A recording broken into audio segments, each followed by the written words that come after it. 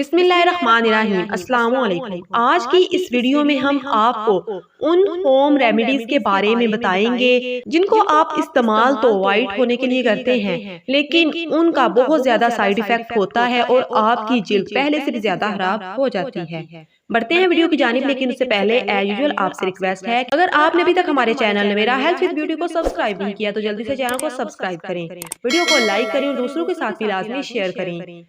जब हम जिल्द की देखभाल और जिल्द से मुताल्लिक मसाइल को हल करने के बारे में सोचते हैं तो हम सबसे पहले कुदरती और घरेलू इलाज के बारे में सोचते हैं, लेकिन हम इस हकीकत को नजरअंदाज नहीं कर सकते कि इस तरह के इकदाम के जिल्द पर मुज़र असरात हो सकते हैं। माहिर इमराज जिल्द ने बताया है कि चेहरे की जिल्द के मसाइल से निपटने के लिए लोगों को किन घरेलू इलाज से परहेज करना चाहिए। बहुत से लोग सोचते होंगे कि नींबू या टमाटर को बराह रास्त चेहरे की जिल्द पर लगाने से बहुत फायदा हो सकता है, लेकिन ये फायदे से ज्यादा नुकसान पहुंचा सकते हैं। नींबू या टमाटर को बराह रास्त चेहरे पर इस्तेमाल करने के नुकसानात: जिल्द खुश्क होना, जिल्द की जलन, खारिश, जिल्द का सुर्ख होना, पेगमेंटेशन। माहिरीन की जानिब से ये मशवरा दिया जाता है कि आप विटामिन सी सीरम का इंतखाब करें और उनका इस्तेमाल शुरू करने से पहले अपने माहिर इमराज जिल्द से मशवरा करें। जिल्द की देखभाल के अच्छे मामूलात पर अमल करना, सेहतमंद और ग़िज़ाइयत से भरपूर खाना खाना, एक बाकायदा वर्जिश का मुनासिब नींद लेना, तंबाकू नोशी से बचना,